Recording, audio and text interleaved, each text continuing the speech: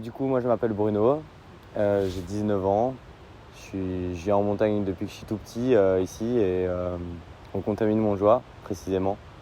C'est par mon papa que j'ai découvert la montagne. Il a fait beaucoup d'alpinisme et voilà, il m'a donné le goût de l'alpinisme, de la haute montagne, avec les sommets enneigés, tout ça. Je fais aussi beaucoup de sports outdoor, donc que ce soit du trail running surtout, d'un peu d'escalade, de la course en Belgique. Salut, alors moi je m'appelle Nicolas Vaillant. Je vais à la montagne depuis que je suis petit parce que mon père est guide de haute montagne. Et donc depuis que je suis petit, je vais au Comtat, on fait de l'alpi tous les étés. Voilà, c'est assez cool. Donc moi, sinon à l'année, je fais pas mal d'escalade. De temps en temps, je cours, mais voilà, c'est pas. Je fais surtout de l'escalade et je me mets beaucoup à la photographie aussi. Voilà. Alors donc avec Bruno, on voulait aller au Mont Rose, mais on savait pas comment y aller au départ.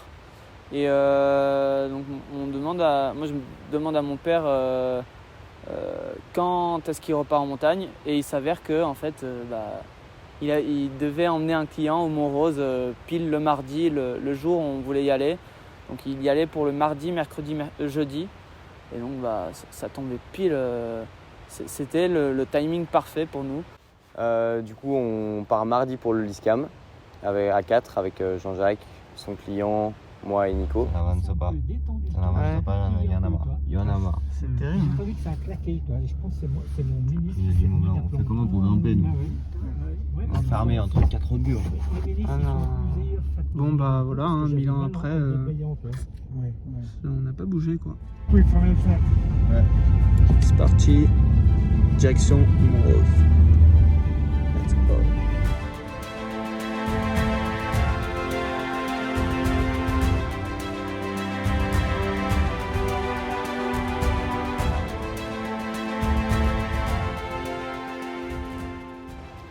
Et on passe le tunnel du Mont Blanc. Il fait vraiment pas beau du côté de Chamonix.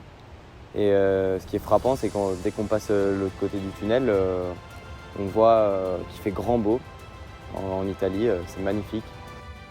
Parle italiano? Si, claro que si. Ok. Et donc on descend dans la vallée. Et puis à un moment, on prend une petite vallée comme ça, encaissée, à gauche. Et en fait, cette vallée est incroyable, quoi. Tout est immense. Qu'est-ce qu'on va faire là? On s'apprête à arriver à Gressonnet pour aller ensuite à Quintinosella. Voilà, on va là-bas, nous.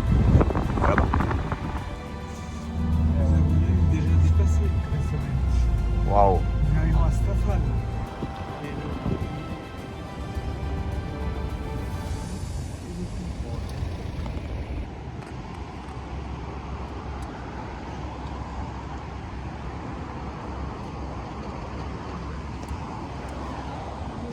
Quand on va à la Star? Les Stars. Parti pour l'aventure. Yes. En route.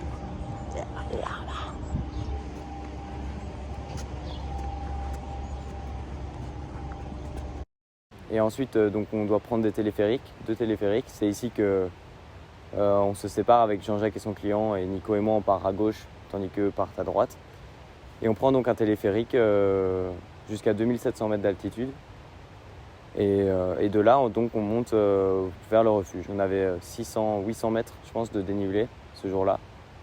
Et on arrive, on est super content, on est en forme, on a l'énergie, on a hâte, quoi. Et c'est super beau, la vue est incroyable. Et il y a une ambiance déjà, en fait. Vu qu'on est à 2700 mètres, il y a plus, c'est vraiment minéral, c'est la montagne minérale, plein de cailloux. Mais on sent l'altitude, quoi. On monte, moi j'avais déjà une barre à la tête et tout, puis on fait une petite pause pour pique-niquer. Et là, on repart et on se tape un fou rire avec Nico, mais c'était un délire de l'altitude, quoi. On était défoncés, quoi. On faisait un pas, on était essoufflés et on rigolait dès qu'on se regardait, donc c'était super drôle.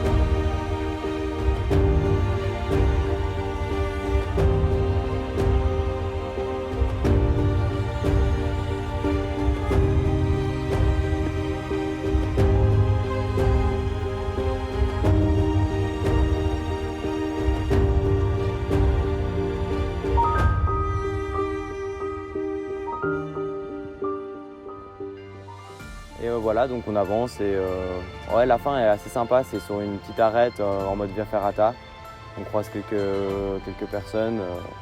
Les gens sont super sympas en Italie, donc vraiment, vraiment sympa. Et sans encombre, on fait quelques photos.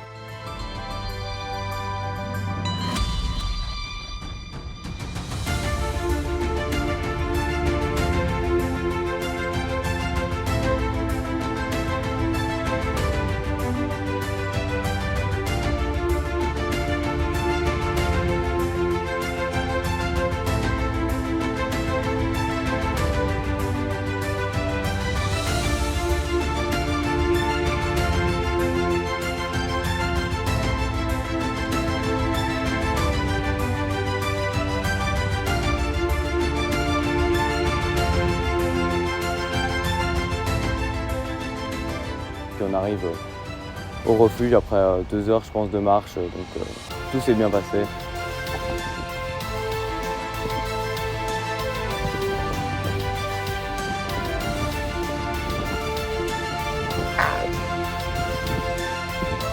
Yes, sir.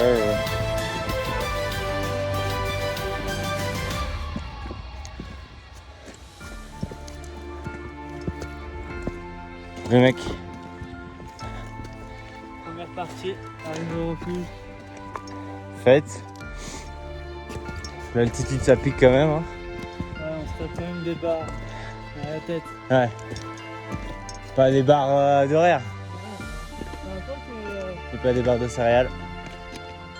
Putain, l'humour à 3006 il est pas ouf. Hein. Et voilà, l'excitation est là, quoi.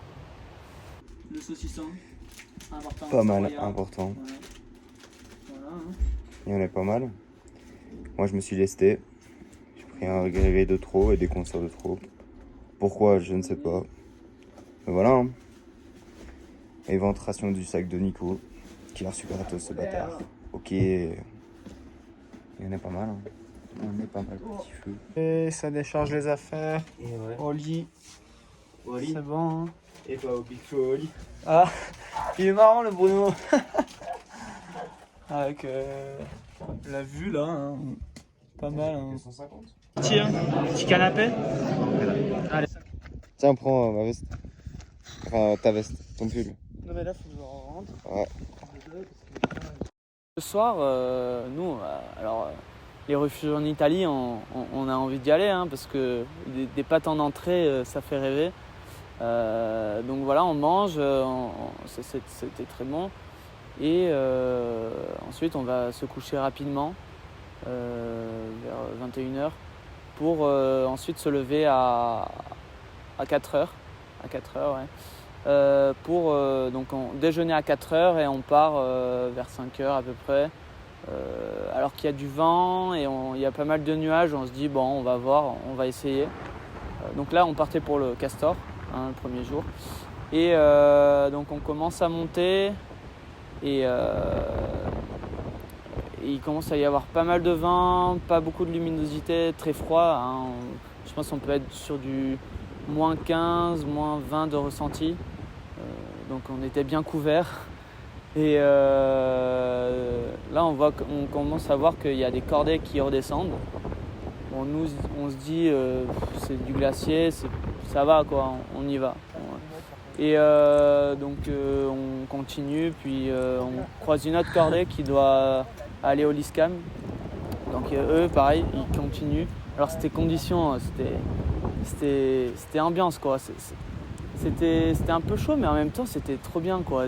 On se sentait vivre. Du coup on continue, on avance, mais il y a un moment, on n'était pas allé au Castor par cette voie enfin par la voie normale, et du coup on savait pas trop par où aller.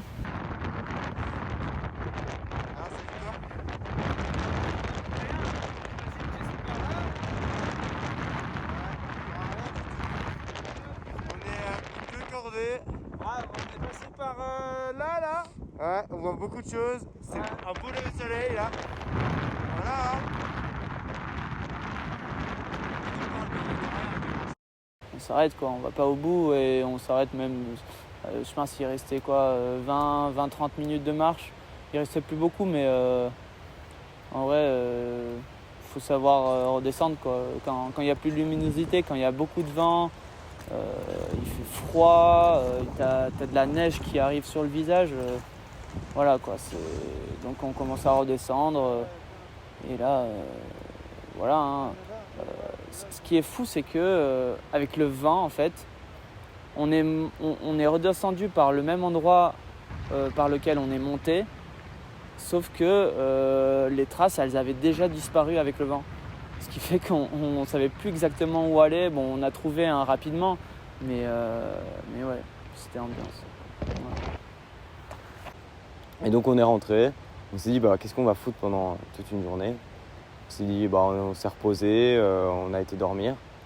Puis 15h on va faire des photos je pense. Et là on voit que tout est dégagé, quoi. Grand soleil, le vent s'est un peu calmé.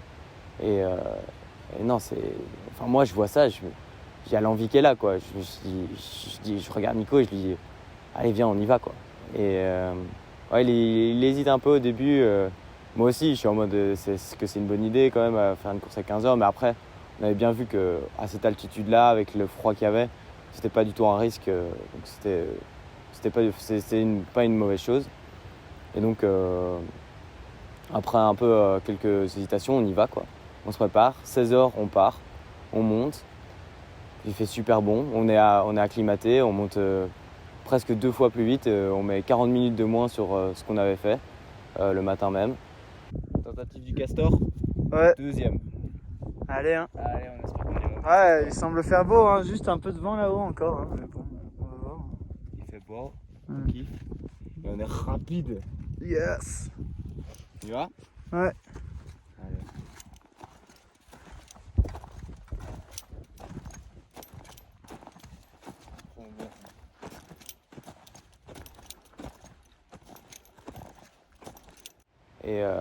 Et ouais, on arrive au sommet, je pense à 17h30, hein, quelque chose par là. Une ambiance incroyable parce qu'on n'avait jamais fait d'alpinisme en fin de journée comme ça. C'était des couleurs super chouettes, on avait pris l'appareil photo. Et ouais, c'était énorme, quoi. J'ai réussi à profiter malgré toujours une petite barre à la tête, moi. Mais ouais, c'était une ambiance et vraiment c'était magnifique. Mais on arrive au sommet, donc c'est une arête et on se retourne et en fait on se retrouve face aussi au Lyskam, quoi, à la pente du Lyskam même.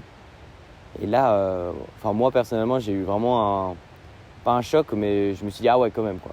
Et parce que c'était une belle face, il y avait une belle fin à 45 degrés je dirais. Et on voyait que c'était un peu en glace, que ça soufflait fort quand même. C'était effilé. Et moi, à partir de là, j'étais plus dans l'euphorie du moment, j'étais déjà plus dans le lendemain. Et un peu stressé, quoi. Vraiment, j'arrivais plus à savourer le moment présent. C'était un peu stressant de voir cette course là pour demain. Mais enfin voilà, on redescend, content de ce qu'on a fait finalement. Et ouais, on arrive pile à l'heure pour le repas parce qu'en vrai il était à 19h et on ne fallait pas traîner sur la fin. Et donc on arrive à l'heure, on mange tout en dégustant nos bonnes pâtes, super bon. Après on a dormi quelques heures, mais toujours on se lève le matin, moi je suis hyper fatigué, quoi. Je me dis le Lyskam c'est pas possible, quoi. J'ai pas l'énergie mentalement et physiquement pour aller là-haut, quoi. C'était trop. Et donc on se dit avec Nico, avec quelques gènes aussi physiques, on se dit on va faire le Naso du Lyskam, qui est une course qu'on pensait rando parce qu'on voyait qu'il y avait beaucoup de cordis qui allaient la faire, beaucoup de cordés inexpérimentés qui allaient la faire. Et donc on se dit go, on y va, on va faire ça, on va se faire plaisir, c'est pour ça qu'on est venu. Ça sert à rien de prendre des risques inconsidérés au Lyskam. Et donc on part pour le Naso, quoi. Et ça se passe et moi j'ai mal de tête, mais dû à la fatigue je pense. Enfin, altitude et fatigue, je prends aucun plaisir, quoi. C'est une longue bavante en plus, on monte pas, c'est un long plat pendant 1h30. Aucun plaisir.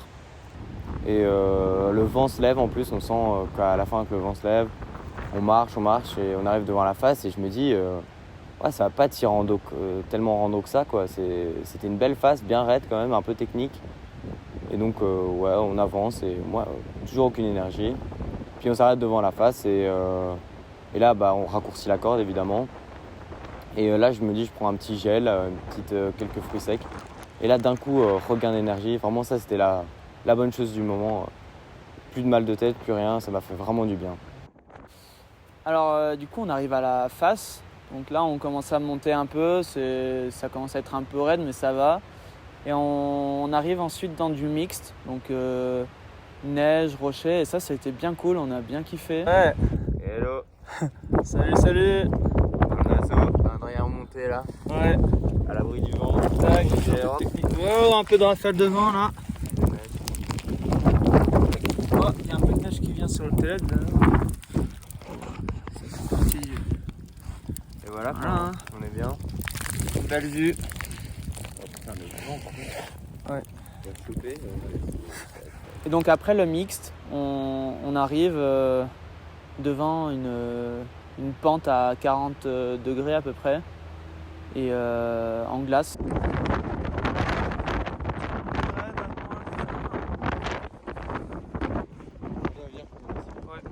Dès que la dernière cordée commence à aller, nous on va derrière eux quoi, avec piolet et pointe avant.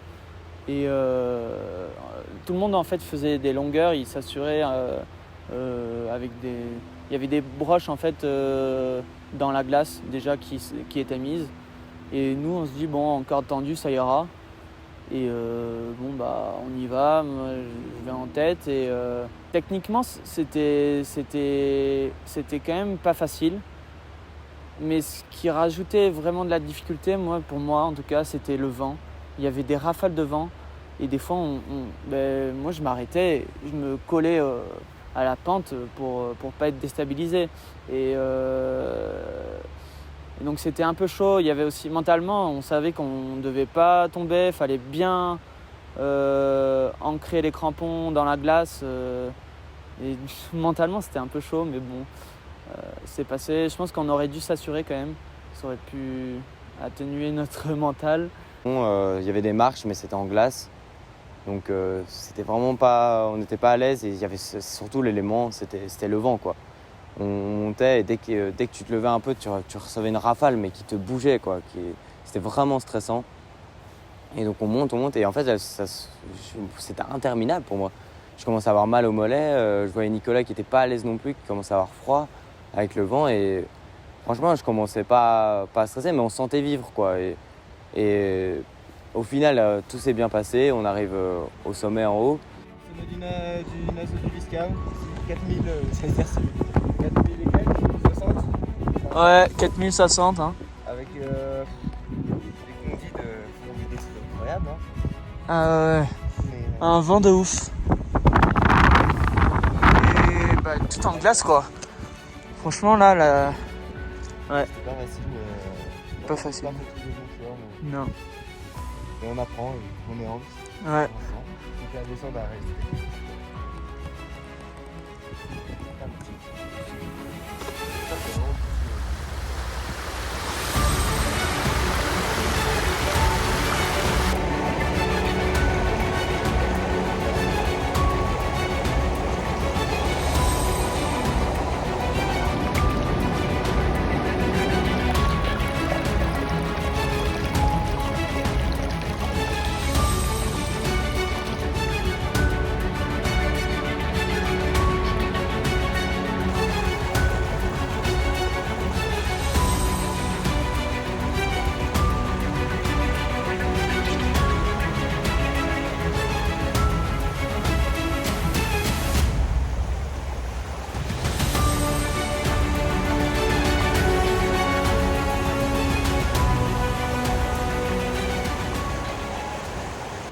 Et du coup, toi, qu'est-ce que ça t'a appris ces 3 jours dans le Mont Rose? Qu'est-ce que ça t'a apporté en fait? Déjà, c'est toujours un plaisir de retourner en Alpi, en haute montagne.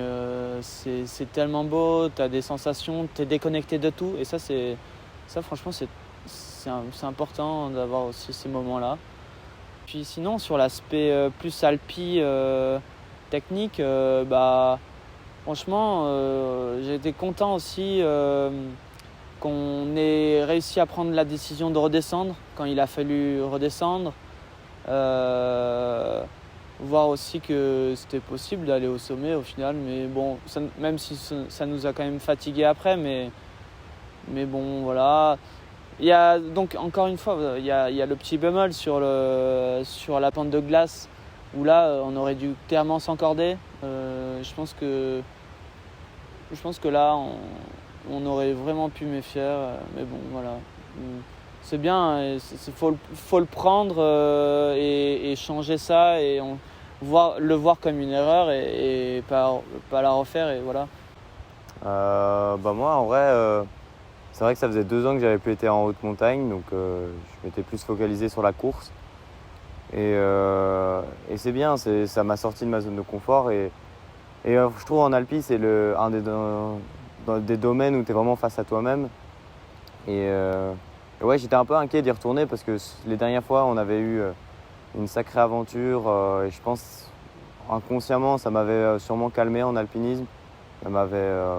ouais, j'avais eu peur, hein, je pense. Je me suis fait un peu peur. Et donc, le fait d'y retourner, j'ai vu que j'ai pris plaisir, quoi. En fait, j'ai eu quasiment aucun mauvais stress, juste des bons stress. Et au final, je pense, en général, ça m'a juste redonné envie de refaire de l'alpi, mais plus technique, on va dire. Là, moi, ma seule envie quand on est parti dans le Mont-Rose, c'était vraiment prendre du plaisir, être là-haut. Et même si on faisait pas de sommet, c'était vraiment être là-haut, quoi. Se retrouver seul un peu, à nous deux, et vivre un beau moment. Et là, maintenant, là, j'ai l'envie du technique, quoi, de l'engagement, de faire des trucs, ouais, voilà, d'aller chercher un peu dans les limites, quoi, sans prendre trop de risques, mais voilà. Et ce que j'ai bien aimé aussi, c'est t'as pas tout, en fait. Comme t'es là-haut, t'as pas toute la nourriture que tu veux, t'as pas toute l'eau que tu veux. Et l'air de rien, en fait, ça paraît, peut-être pour certains, ça paraît un peu bête.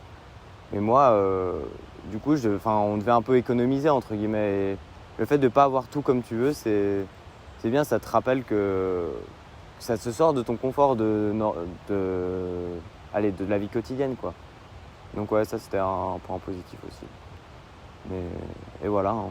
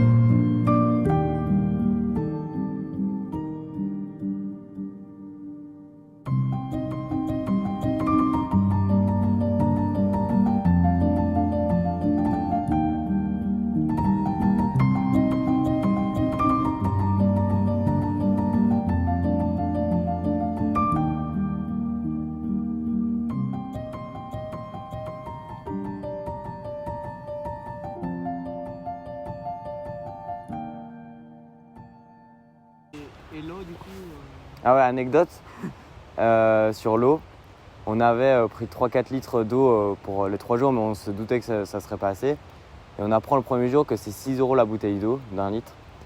Et moi, j'avais pas envie de payer l'eau, quoi. On trouvait ça bête et tout.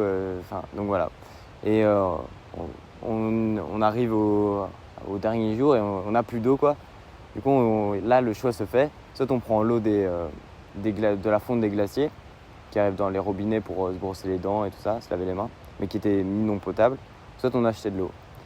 Et on décide de ne pas prendre on prend l'eau non potable. Et au final, on n'a rien eu, hein, donc n'achetez pas l'eau en refuge, hein. Conseil. Au Mont-Rose, l'eau des glaciers est très bonne.